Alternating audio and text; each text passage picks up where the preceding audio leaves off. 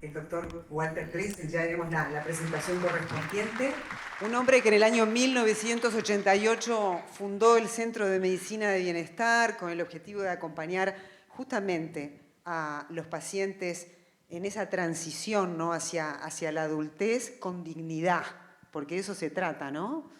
El llegar a viejos, como se dice comúnmente, y llegar de una forma digna, ¿no? Más elegante adulto mayor.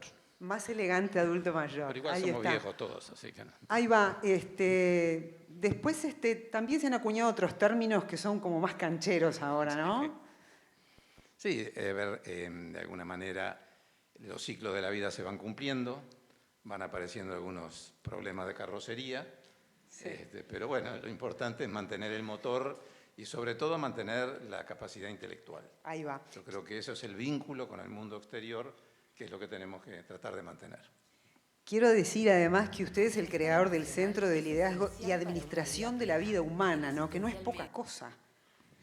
Sí, en realidad, cuando uno habla de empresas, uno habla de liderazgo, o sea, una empresa puede tener un líder único, puede ser una sociedad anónima, puede tener un directorio, pero que son los que deciden qué es lo que se hace con la empresa, ¿verdad? Si es una empresa que vende productos o vende servicios, y tiene después un departamento de administración que cumple las órdenes que ese liderazgo le da.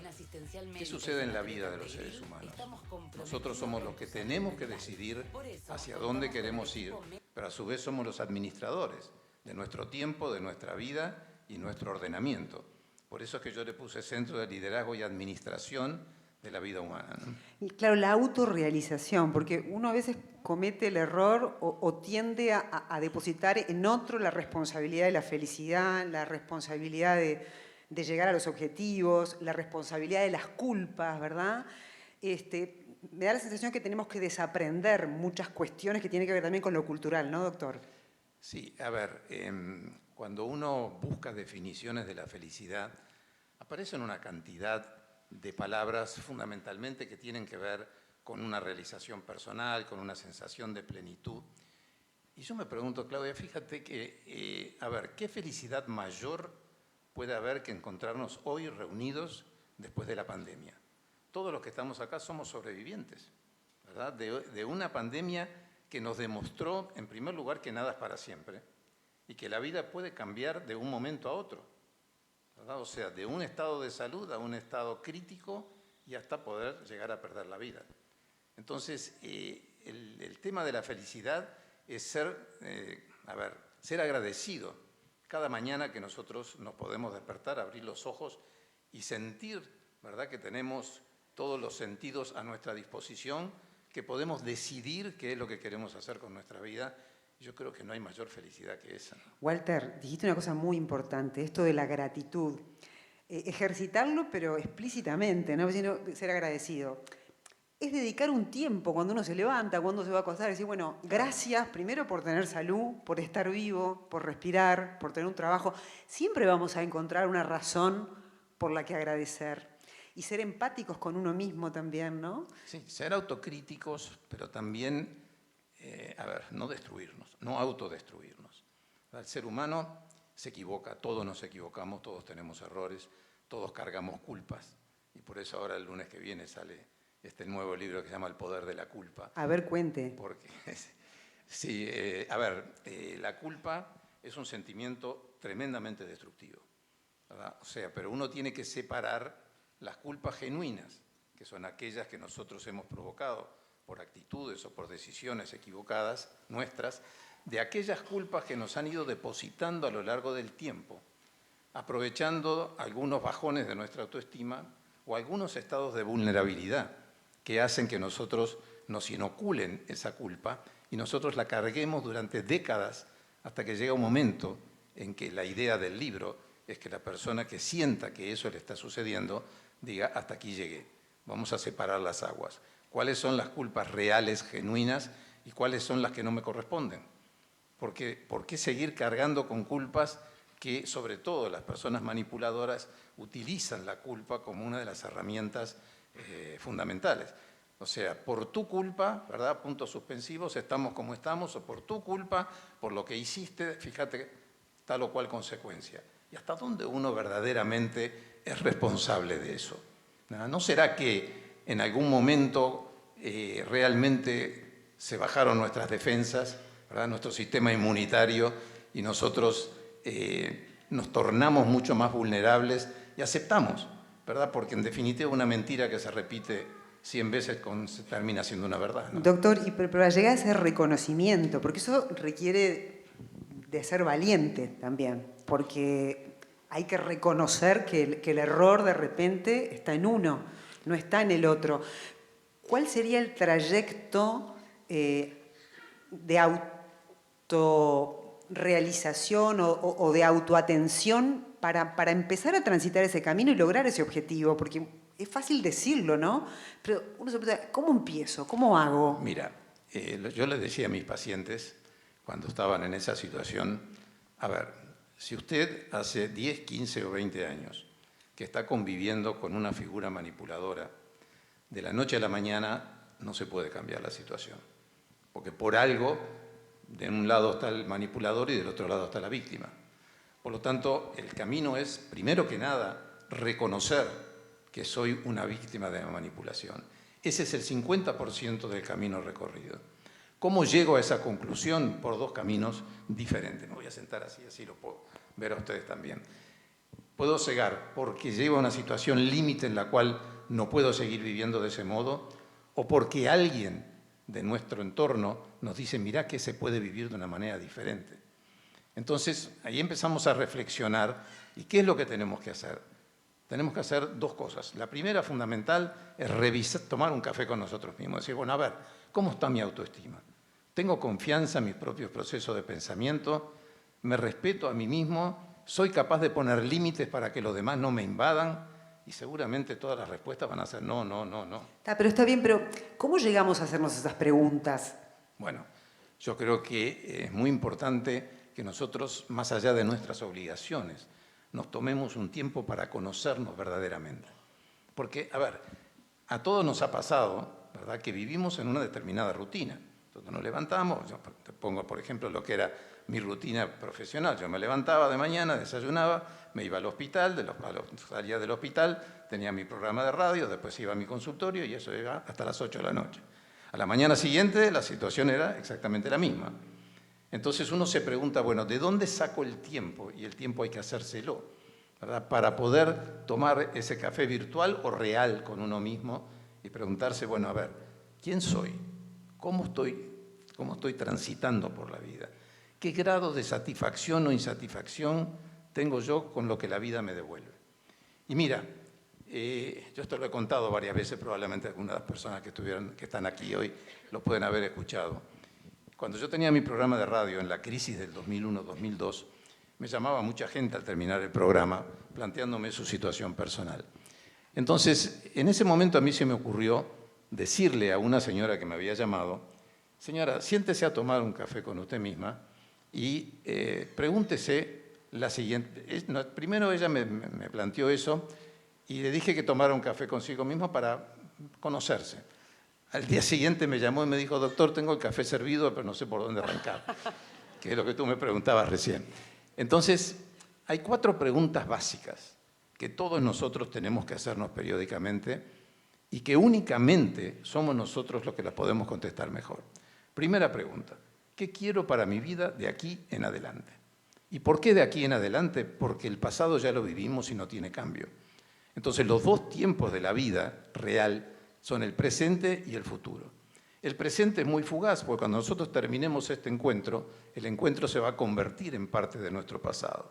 Entonces, lo que nos queda es modelar el futuro, que es el tiempo donde vamos a vivir el resto de nuestra vida. Segunda pregunta, que es una pregunta en espejo. ¿Qué es lo que no quiero para mi vida? Y seguramente tomando ese café van a aparecer todos aquellos episodios, circunstancias, acontecimientos que nos han lastimado, que nos han dejado heridas abiertas en el alma y que no queremos volver a repetir. Tercer lugar, tercera pregunta, ¿cuál es el precio que estoy dispuesto a pagar para lograr aquello que quiero? Y esto es muy importante y tiene una sola palabra que significa compromiso.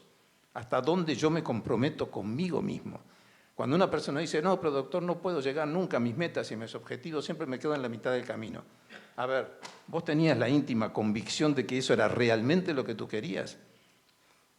Cuando yo escribí el libro Un sueño posible, entrevisté a una serie de personas muy exitosas en distintos ámbitos, profesionales, deportistas, empresarios, y a todos les pregunté lo mismo: ¿cómo hicieron ustedes para llegar donde están? Y ¿saben una cosa? Ninguno de ellos me pudo decir que hubieran tenido un determinado protocolo, pero sí el común denominador de todos fue que sabían a dónde querían llegar.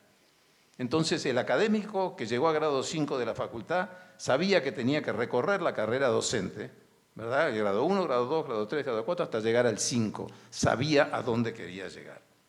Y la cuarta pregunta de este café virtual que vamos a tomar es: ¿qué necesito para sentirme bien?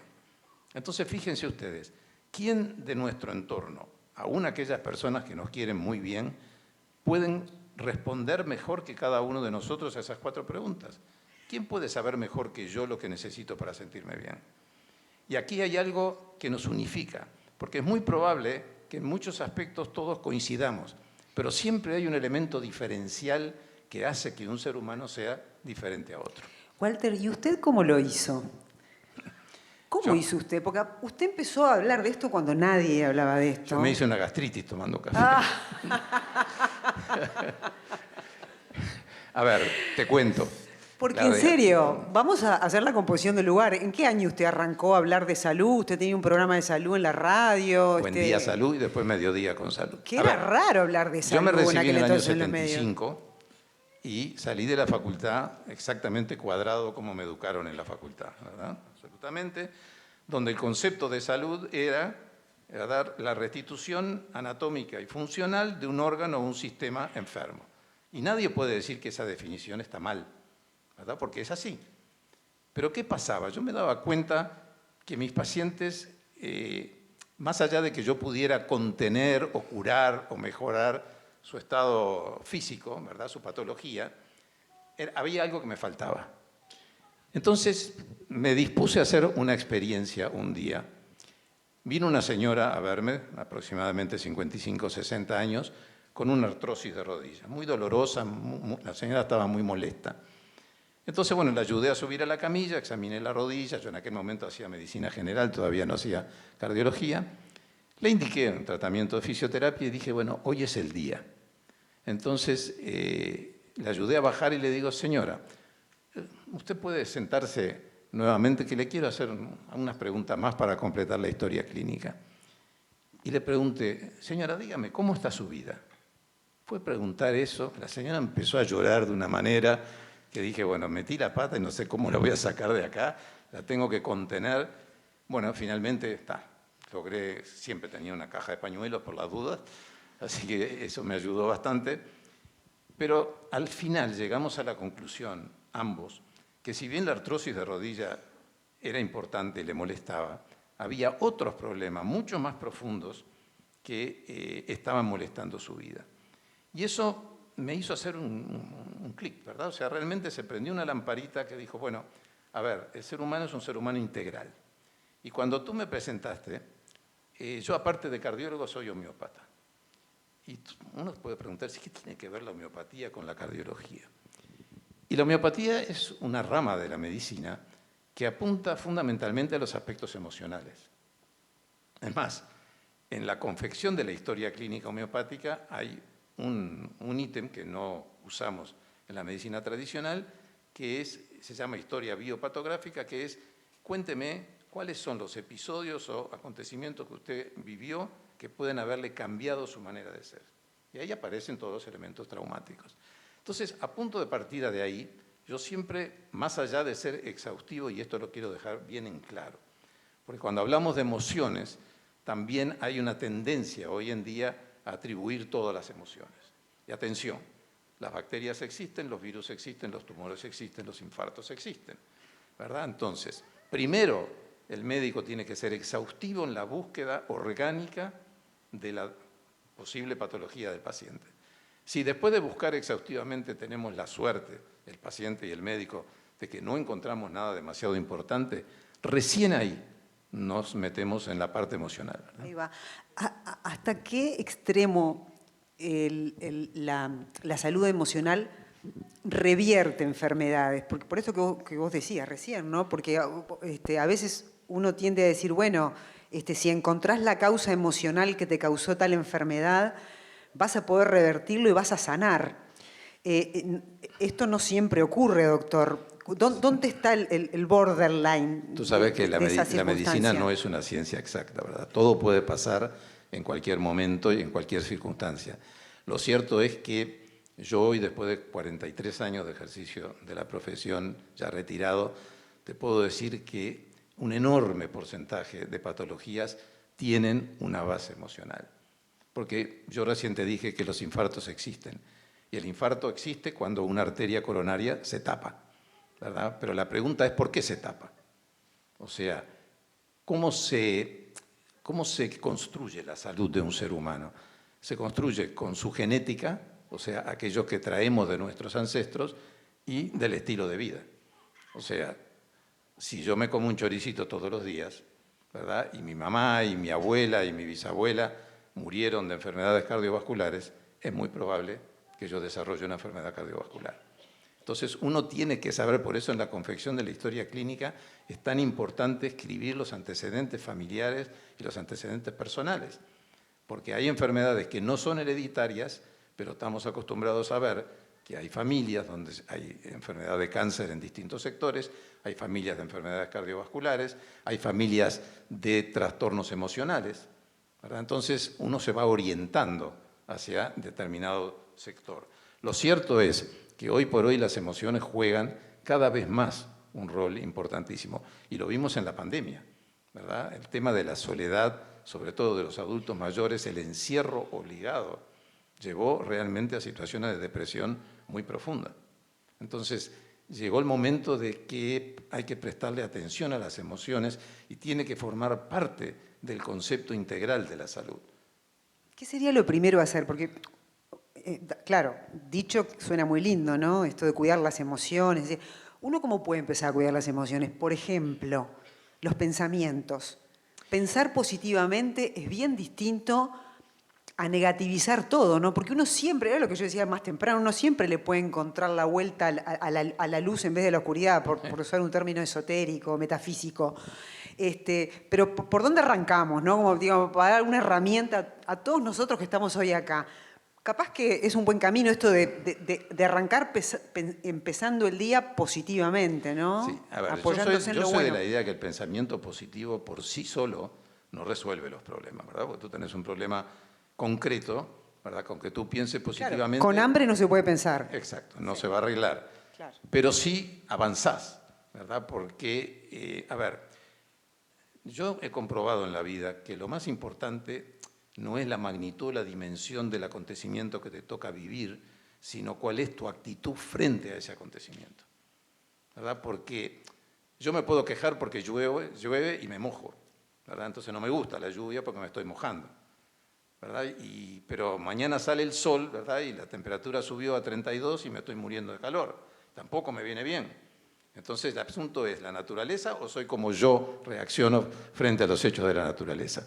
¿Verdad? Entonces una de las primeras cosas es intentar cambiar la actitud frente a los hechos, y en segundo lugar es buscar las respuestas dentro de nosotros, ¿verdad? Porque yo siempre digo que mis colegas psicoanalistas o psicólogos y psiquiatras se van a enojar conmigo, pero yo digo que antes de ir a sentarse en el diván y a plantear toda la historia de mi vida, me la tengo que plantear yo a mí mismo.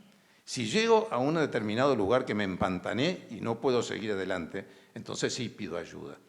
Pero primero me tengo que preguntar yo a mí mismo, porque nadie me puede conocer mejor que yo. Claro, lo que pasa es que la mayoría de los que estamos acá, pero no tengo tiempo. Pero sí tenés tiempo para ir allí. Pero me levanto, tengo que ir a trabajar, tengo que atender a los chiquilines, tengo que, yo qué sé, conseguir trabajo, tengo. Y aparte estamos en esta realidad de excesivo consumo. Muchas veces nos dimos cuenta en la pandemia todo lo que consumíamos que no necesitábamos, nos encontramos con que necesitábamos mucho menos de lo que estábamos consumiendo en la prepandemia, ¿no? Entonces también es un estado, es llegar a un estado, ¿no? ¿Cómo hacemos para llegar a ese estado que nos desafía a nosotros mismos en nuestro comportamiento como seres humanos? Mira, a veces creo que uno necesita que te peguen una patada, ¿verdad?, allí para darte cuenta de lo que está pasando con tu vida. Y te cuento una anécdota personal.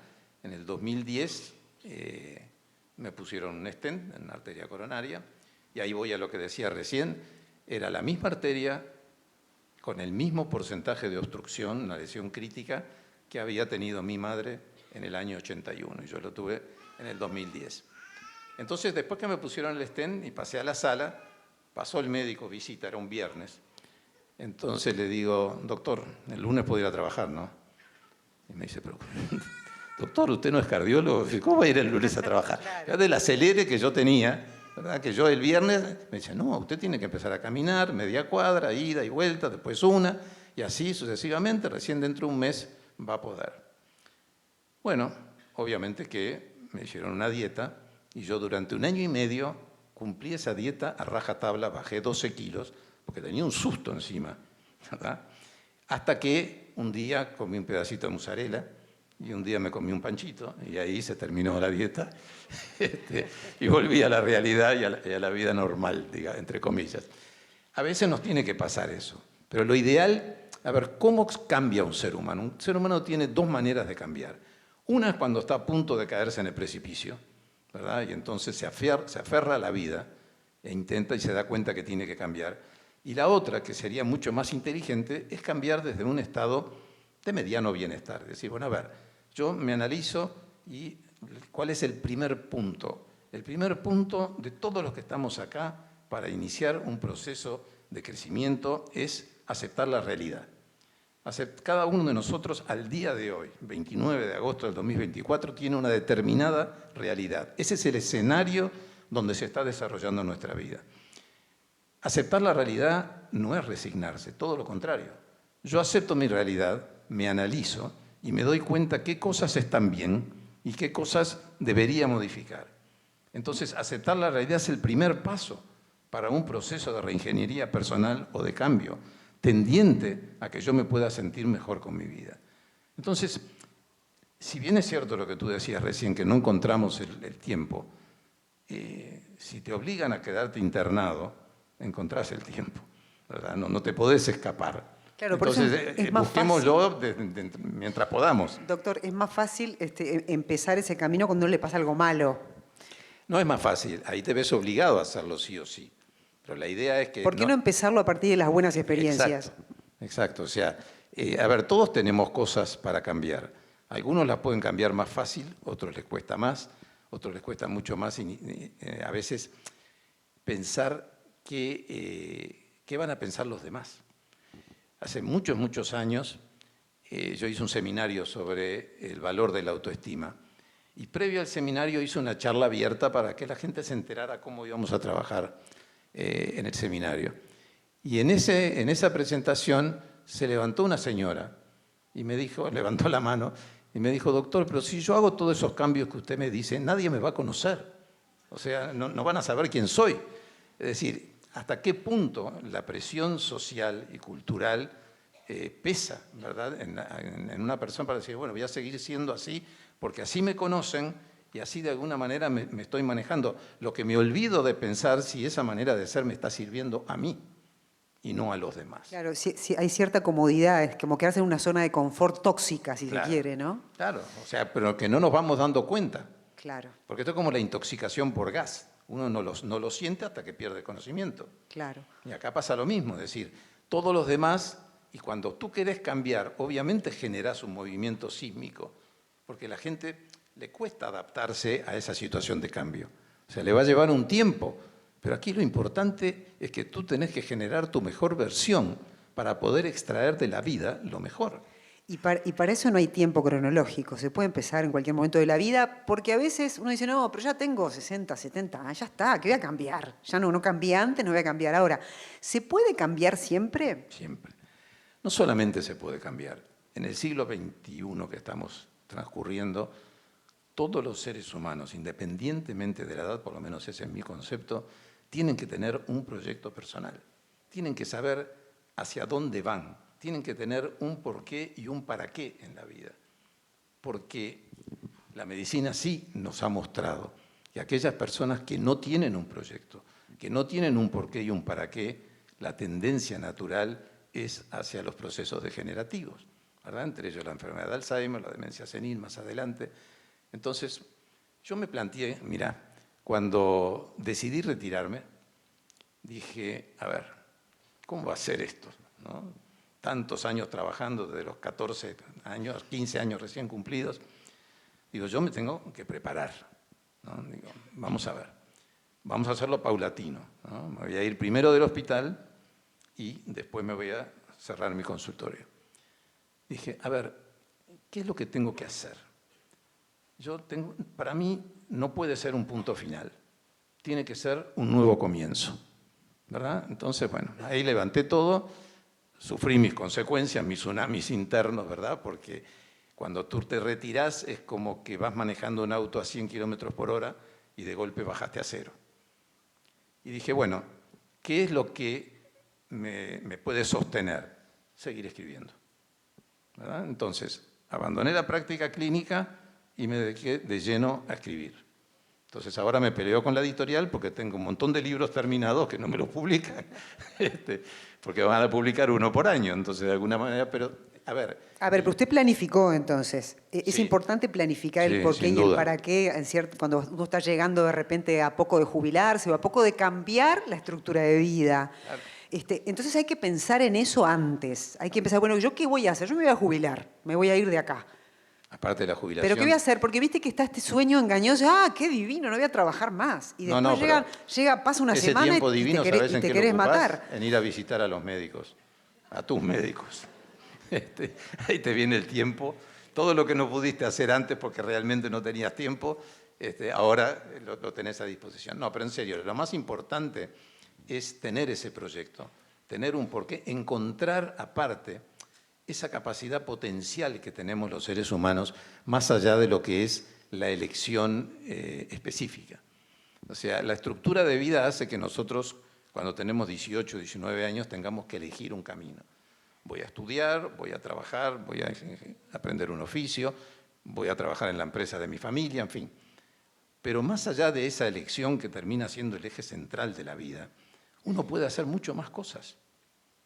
A ver, el primer libro que yo escribí fue en el 2002, en plena crisis socioeconómica, ¿verdad? Que empezó en Brasil, después en Argentina y se instaló en Uruguay. Yo jamás había escrito una línea, pero dije, bueno, a ver, yo voy a hacer lo mismo que hago en el programa de radio, es decir, decodificar el mensaje técnico en un lenguaje que sea accesible para todo el mundo. Y no voy a usar ningún tipo de técnica, voy a arrancar y voy a escribir lo que se me cante, lo que aparezca. Y bueno, y de esa manera salió el primer libro, El lado profundo de la vida, cómo enfrentar y superar las crisis personales. Y me di cuenta que la recepción fue buenísima. Y a partir de ahí seguí escribiendo y fui descubriendo un mundo absolutamente distinto, que me permitió conocer todos los países de América Latina, España, y darnos cuenta de que más allá de las diferentes estructuras sociales a nivel íntimo, todos los seres humanos tenemos más o menos los mismos conflictos, los mismos problemas, las mismas dudas, las mismas inseguridades, y tenemos que de alguna manera ayudarnos unos a otros. Claro, es, en otras palabras, encontrar el vehículo terapéutico para seguir siendo feliz y ser un ser realizado en ese cambio que nos va a tocar a todos en la vida en algún momento. A usted ya le tocó, contó cómo fue que lo logró, ¿verdad? Y me parece que está buenísimo. Sí, es decir, a ver, hay múltiples formas, ¿verdad? Cada uno debe encontrar lo suyo. Yo trato de hacer un ejercicio para no abandonar, porque es muy fácil abandonar cuando empiezan a aparecer algunos elementos. Entonces yo lo que intento es todos los días, o por lo menos día por medio, 1 o 2 horas sentarme a escribir, ¿verdad? Y cuando ya estoy terminando un libro ya voy pensando a ver cuál fue la próxima temática, qué título le voy a poner, cuáles son los títulos de los capítulos, y ya armo el esqueleto y lo dejo ahí, ¿verdad? Leudando despacito, sí, hasta que termino el que estoy escribiendo y empiezo y empiezo otro. Entonces, eso me va manteniendo, obviamente que me gusta, es mi pasión escribir, y de alguna manera me parece que ese contenido, una vez me preguntó un periodista, no me acuerdo si fue en Barcelona o en Madrid, una pregunta muy punzante, me dijo, doctor, ¿usted cree que los autores de libros de esta naturaleza generan la necesidad o es que verdaderamente la gente lo necesita? Y yo le devolví el aguijón, ¿no? Y le dije, mire, yo tengo la suerte de reunir las dos cosas. Digo, por un lado soy escritor, pero básicamente soy un médico. Por lo tanto, he dialogado y he interrogado a miles de personas a lo largo de las décadas y le puedo asegurar que la necesidad sí existe, ¿verdad? O sea, existe la necesidad siempre y cuando que lo que tú escribas sea serio, ¿verdad? O sea, si tú le planteas a la persona que tenés el método para ser feliz en 14 días o en 30 días, lo estás engañando. No, las cosas no son así. Si uno quiere llegar a una meta, tiene que romperse el alma, que no es un término muy académico, pero es así. Claro, y está buenísimo plantearse metas en el terreno de lo espiritual, ¿verdad? Porque a veces uno no le da la importancia que esto tiene, de ahí después todo el tema de lo que fue, lo que es el problema con la salud mental, la depresión. Son cosas que de repente socialmente a veces las minimizamos y no las ponemos en primera línea y debemos ponerlas. Usted hace un ratito dijo que una de las decisiones más importantes de la vida uno de repente la toma cuando no es tan maduro, porque estamos hablando de los 15, 16, 17, Claro. 18, cuando uno le dicen, tenés que elegir tu carrera, tenés que decidir. Y es un momento de inmadurez total en realidad, No, o al ¿no? revés, te dicen esto que elegiste no sirve para nada, no vas a poder vivir de eso. Por el contrario. Entonces quizá también habría que reformularse un montón de cosas que tienen que ver cómo estamos desde el punto de vista del funcionamiento estructural de las conductas, de lo que nos enseñan, de lo que... En ese sentido, ¿usted entiende que llegó el momento como de plantearse, y yendo al terreno de la educación también, ¿no? Otra manera de enseñar, porque de repente usted acá viene, habla de las emociones y está buenísimo, de todos nos encanta, pero quizá lo tendríamos que aprender cuando somos niños eso. Claro, yo, En la escuela, en el mi idea liceo, es que existe una materia, por ejemplo, exacto, que a donde se partir hablen del de las sexto año emociones. de la vida de primaria, habría que instaurar una asignatura que se llame habilidades para la vida, ¿verdad? Porque la geografía es muy importante, las matemáticas también, la historia también, pero el niño, el joven, el adolescente se nutre hoy en día de Internet, de TikTok, de Instagram, de Facebook, y eso no le da habilidades para la vida, todo lo contrario. Entonces, claro, primero tendríamos que capacitar a los docentes, ¿verdad? O sea, pero la idea es que el niño, el adolescente, tenga herramientas para manejarse en un mundo que es tremendamente exigente, ¿verdad? Y que cada día lo va a apretar más pidiéndole respuestas frente a las demandas. Entonces, si ese joven no tiene herramientas, se va a quedar en una mediocridad que no va a poder hacer frente a los desafíos y a los retos. Una frustración, porque eso lo que genera es que todos de alguna manera, me parece que acá generacionalmente o muchos de nosotros hemos vivido esa frustración o esto del mandato cultural, tenés que ser tal cosa, hacer tal otra, sin de repente localizar dónde está tu inteligencia emocional, ¿verdad? Claro. Porque hay muchísimos tipos de inteligencia, Sí, ¿no? sí. Ese me dijo el doctor, el escribano, el abogado, bueno, el médico, ¿verdad? Esta figura que se ha endiosado en la historia también, ¿no? Usted como médico lo sabe perfectamente. El tema del ego, ¿no? Te diré que eso era antes un poco. ¿Sí? Hoy en día, claro, el médico, ¿por qué era endiosado? Porque el paciente venía y lo que el médico le decía era palabra santa. Hoy el paciente viene, abre su carpeta y saca todo lo que imprimió en internet y le dice, mire doctor, yo tengo esto, esto y esto. ¿Usted qué opina? O sea que viene ya medio preparado para desafiarte, ¿verdad? A ver si vos estás en la última novedad o te quedaste en el camino. ¿Y es bueno eso que pase para el sistema? Es bueno si la persona sabe qué es lo que tiene que imprimir, ¿verdad? Claro, porque vos en internet encontrás absolutamente de todo. Ahora, si vos tenés un pie, que es una revista europea médica responsable, bueno, a eso le podés dar credibilidad. Pero junto con eso tenés media docena de artículos que son absolutamente desechables y que más le generan a esa persona una confusión muy importante. Ahí está, no, que se acerque un poquito porque Sí. está divino el sonido, quiero decir, felicitaciones, está buenísimo, pero viste que es bien Sí, sí, tiene que estar unidireccional.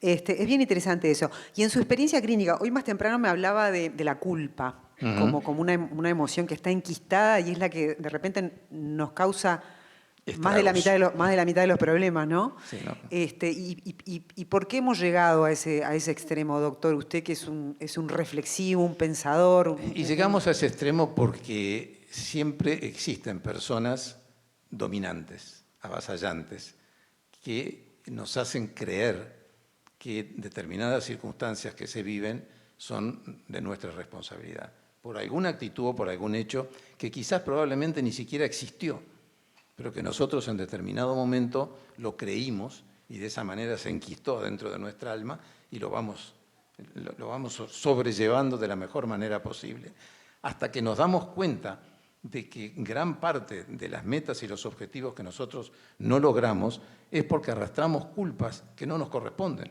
Entonces, si yo hago mi equipaje de vida más liviano, evidentemente voy a llegar antes a la meta, si logro liberarme de esa culpa. Por eso el subtítulo del libro es Libérate de tus ataduras.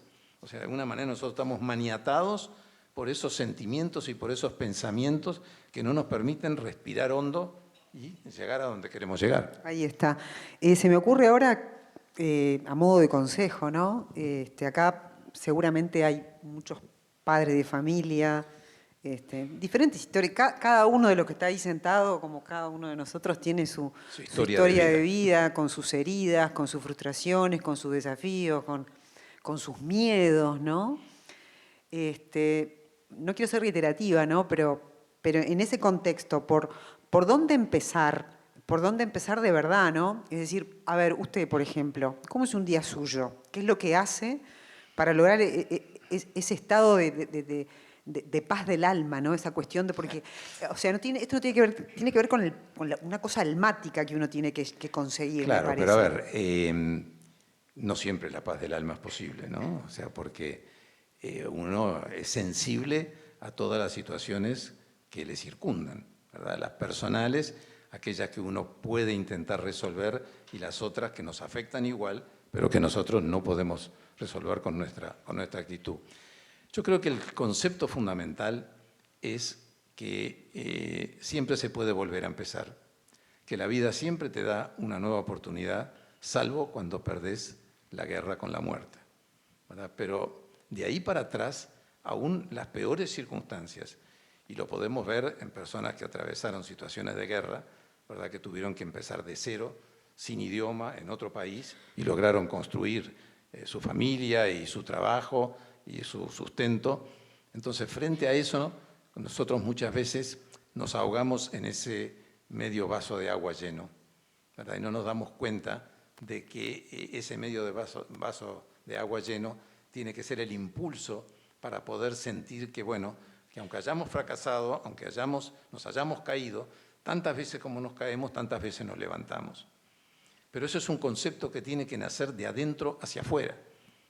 O sea, yo le decía una vez a un paciente, yo te puedo decir que tú tenés dentro tuyo un potencial enorme, pero si tú no crees que lo tenés, por más que yo te lo diga 100 veces, tú vas a salir de acá y no vas a adelantar, porque no tenés esa íntima convicción de que podés hacerlo. Y justamente en esa crisis y ahora en la pandemia, se vio que muchísima gente tuvo que reconvertirse en su vida, porque la empresa cerró, porque la empresa redujo el personal, porque tenía un emprendimiento gastronómico y no pudo abrir durante 1 año y medio y se fundió. ¿Y cómo hizo esa gente para seguir viviendo? Tuvo que mirar hacia adentro y decir, bueno, a ver, ¿qué otras capacidades puedo tener yo? Pero una vez leía en un libro que había un médico que era un investigador en una universidad de Estados Unidos. En determinado momento, el rubro que sustentaba la investigación cesó y esa persona se quedó sin trabajo, con una familia atrás, con 3 hijos, y se acordó que su padre era carpintero y que él de adolescente ayudaba al padre como carpintero, y no tuvo ningún prurito, ¿verdad?, en empezar con un cartelito a hacer arreglos y terminó poniendo una cadena de carpinterías, ¿verdad? O sea, nadie le iba a quitar su título ni de médico ni de investigador, pero tenía que sobrevivir. Entonces, veamos dentro nuestro cuáles son nuestras capacidades y paralelamente lo importante me parece que en la vida moderna hoy en día tenemos que tener un plan B, siempre, aunque no lo usemos, aunque no lo utilicemos. ¿Y usted tiene un plan B para...? Porque usted, ¿puedo preguntarle la edad? Claro que sí, cómo no. Voy camino a los 80, tengo Ahí va. 79 y medio. ¿Y cuál es su plan B? A ver, mi plan B es hoy por hoy pelearme con mis médicos, con los diagnósticos que no saben que tengo, y yo tampoco. Pero el plan, o sea, a ver, yo en este momento estoy en el plan B, ¿verdad? Porque el plan A ya terminó. Entonces no tengo la necesidad de generar un segundo plan, salvo que la caja de profesionales cierre. Entonces, ahí me voy a ver obligado. Perdón, es muy probable. puede suceder. Así que estoy pensando sí, en un plan accesorio porque las cosas no vienen muy bien. Pero la idea es, porque es interesante esto, como yo trabajé tantos años y tengo tantos años de vida, esa caja profesional me permite trabajar bajo relación de dependencia. Entonces yo el día de mañana puedo volver, ¿verdad?, a trabajar quizás en la profesión, quizás bajo otro ángulo, porque la clínica ya no estoy tan interesado en ella, pero sí más en estos aspectos emocionales que me parece que son fundamentales, ¿no? ¿Y usted cómo, le voy a usar otro término, de gentud, ¿está bien? Sí, a ver, uno no se da cuenta que el tiempo pasa, ¿sabes? O sea, cuando me estaba por retirar, ahí recién tomé conciencia de lo rápido que había pasado la vida, ¿verdad? Yo me representaba en aquel 17 de marzo de 75, saliendo del Hospital Maciel, habiendo dado mi último examen de clínica médica, y cerraba los ojos y digo, pasó una vida entera, ¿verdad? Del 75 hasta el 2018. ¿Verdad? Entonces, a ver, otro de los mensajes, la vida pasa mucho más rápido de lo que uno piensa. Y a veces uno se detiene y dice, bueno, esto no lo voy a hacer porque lo voy a dejar para tal oportunidad, y este traje que está en el placar, no, esto va a ser para si tengo una fiesta. Y me pasó una vez, una paciente que se dedicaba a fabricar sacos de cuero, terminó un tratamiento conmigo y había quedado muy contenta, muy conforme, y me regaló un saco de cuero impresionante, divino. Yo llegué a mi casa, le saqué la funda, lo colgué en el placar. Y nunca encontraba el momento, ¿viste? Porque en invierno que está muy frío y en verano me voy a poner eso. Entonces pasaron como 4 o 5 años y un día yendo a Buenos Aires, en Colonia, me la encuentro. Y me dice, ¿y doctor, cómo anduvo con el saco? Me puse rojo, le digo, ¿sabes una cosa? Nunca me lo puse. Estaba ahí esperando la mejor oportunidad porque me dice, pero no, úselo, rómpalo. Si se le rompe yo le hago otro, quédese tranquilo. Es decir, uno no sabe si mañana está o no está. Claro, ahora, eso es algo que cambió con estas nuevas generaciones, ¿no? Porque en realidad esto que dice usted tiene que ver con este sentido de la carencia en el que crecimos muchas generaciones, hay que guardar por si falta, que hay que acopiar. El hay que, ahorro es la base de la fortuna. El ahorro es la base de la fortuna. Todos esos clichés, ¿verdad? Que ahora, hoy agarrás a un joven de, yo qué sé, 20, 25, nada, viven la vida. Pero ¿sabes cuál es el problema que tiene presente. la juventud hoy en día? Es la inmediatez. Ellos quieren todo ya.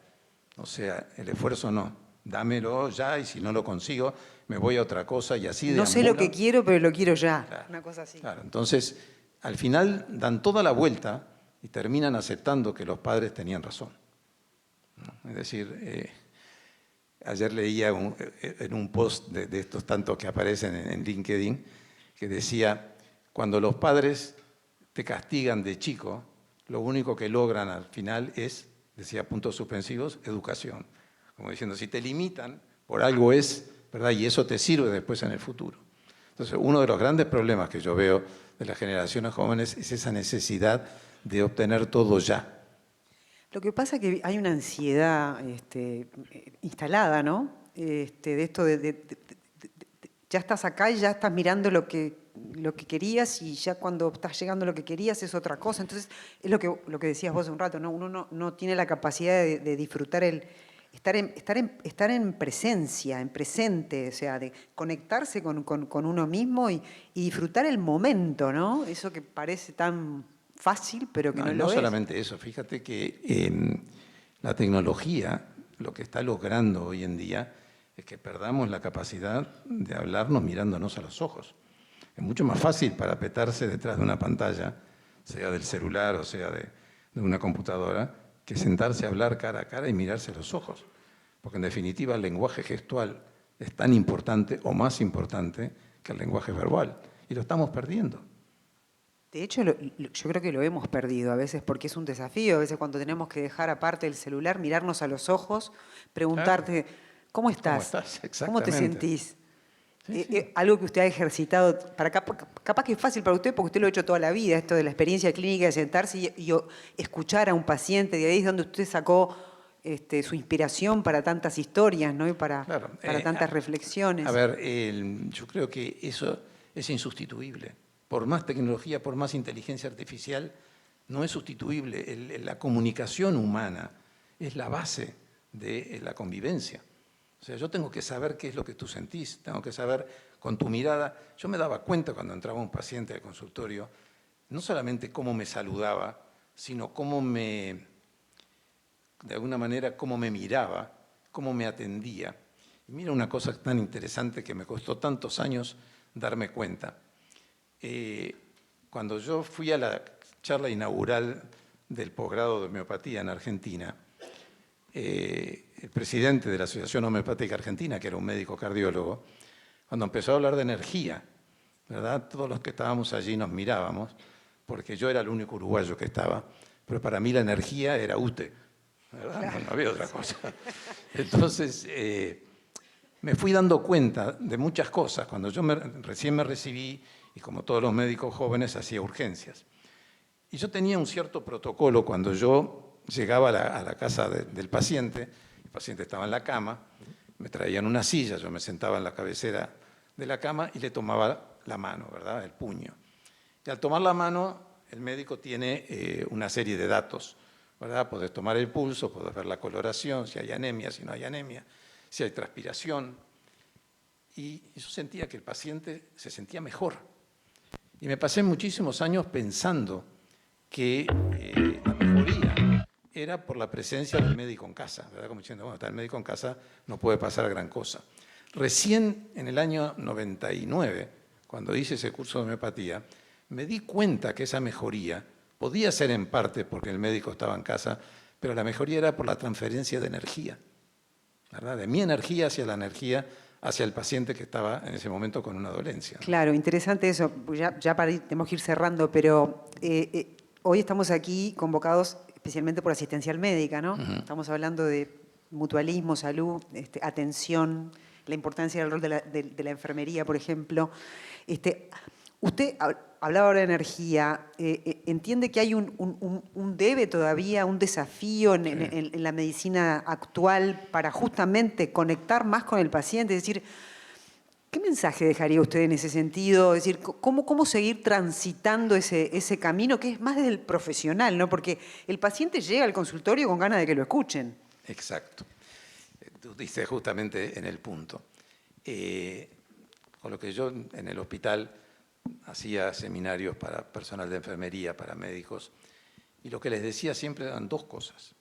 Cuando una persona transpone la puerta de un hospital o de una mutualista, no viene al parque, viene porque le falta algo, le duele algo o tiene una dolencia.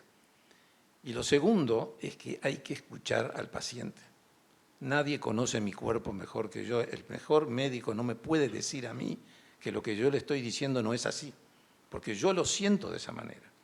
Entonces, tú puedes tener un pequeño porcentaje de personas hipocondríacas, ¿verdad?, que de alguna manera se inventan o de alguna manera sienten que tienen alguna enfermedad. Pero en la gran mayoría de las personas, cuando alguien viene y te dice, mira, a mí me pasa esto y esto, escúchalo, ¿verdad? Levantá la cola de la silla y examinalo, ¿verdad? Tocalo, porque eso forma parte del examen médico. Y yo lo que he visto hoy en día que a los médicos les cuesta enormemente levantarse del escritorio. Tenés que tocar, tenés que escuchar el corazón, tenés que escuchar los pulmones, tenés que palpar el abdomen, tenés que hacer un examen neurológico. A ver, lo que tú decís es muy importante y entramos en un tema que no es el de hoy. ¿Cómo hace un médico para hacer todo eso en 12 minutos, cuando tiene que ver 5 o 6 pacientes por hora? Para eso tenés que tomar a veces decisiones muy importantes, ¿verdad? Yo la tomé en determinado momento, reuní a mi familia y le dije, yo no puedo seguir trabajando de esta manera. Yo voy a trabajar por mi cuenta. Si la gente viene, bien. Y si no, yo me siento capaz de hacer muchas otras cosas, ¿verdad? Pero aún en ese breve tiempo que yo tenía, trataba de equilibrar la parte física con la parte emocional. Y si tenía que darle más minutos, y bueno, el médico que me seguía después tendría que esperar, ¿verdad? Pero en definitiva, nunca tuve problemas por eso. Me golpearon la puerta más de una vez para que liberara el consultorio. Pero bueno, no estamos jugando. O sea que si estoy aquí es porque una cosa es un paciente que viene por primera vez y que lo tengo que conocer, que otra persona que viene a repetir medicamentos y preguntarle cómo está, ¿verdad? O sea, uno tiene que también administrar su tiempo, pero lo importante es que todos necesitamos que nos escuchen y que nos escuchen qué es lo que estamos sintiendo fundamentalmente. Doctor, gracias. Un Gracias aplauso a ustedes. fuertazo para el doctor. Muchas gracias a todos ustedes por venir.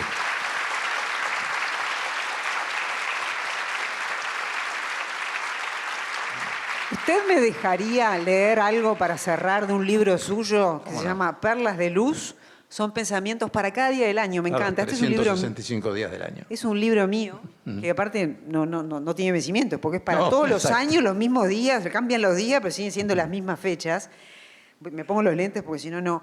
Porque dije, se me ocurrió, por curiosidad, decir, bueno, ¿qué es lo que dice el doctor Dressel para el 29 de agosto? Este jueves 29 de agosto No sabía que iba a venir, cuando lo escribí. Yo no sabía. No. Otro día le No voy a me habían preguntar avisado. cómo se inspiró cómo se conectó, hablando de energía, usted ¿Viste? se conectó, se Yo no me concentró, acuerdo qué puse, meditó. a ver. Ah, le voy a leer. Léelo. Dice, bajo el título Guía Espiritual, mire, justo hoy que Mirá. estamos hablando de esto de la guía espiritual. El verdadero guía espiritual es el que sugiere el camino y no el que genera una relación de dependencia. Esto último es peor que la situación que vivíamos antes de iniciar una búsqueda para nuestras dudas existenciales. El guía espiritual solo te deberá mostrar el camino de cómo hacerlo. El poder está dentro de ti y no está vinculado al mundo exterior. Las respuestas deben ser las propias, aún a riesgo de equivocarte. Exacto. Yo siempre digo que es mejor que uno trace su propio surco que transitar por el surco que tratan otras personas, porque no todos necesitamos lo mismo. Entonces yo tengo que darme el derecho a equivocarme, porque sé que detrás de la equivocación la vida me va a dar otra oportunidad. Y eso forma parte del pensamiento positivo. Es decir, bueno, yo elijo un determinado camino y eso caracteriza a los seres humanos. Nosotros nunca podemos saber si la decisión que tomamos hoy en cualquier ámbito de la vida es la correcta o no. Recién con el paso del tiempo, los hechos nos van a dar la razón o nos van a avisar de que realmente erramos el camino, ¿no? Gracias, doctor. Otro Gracias a aplauso. ustedes. Muchas gracias.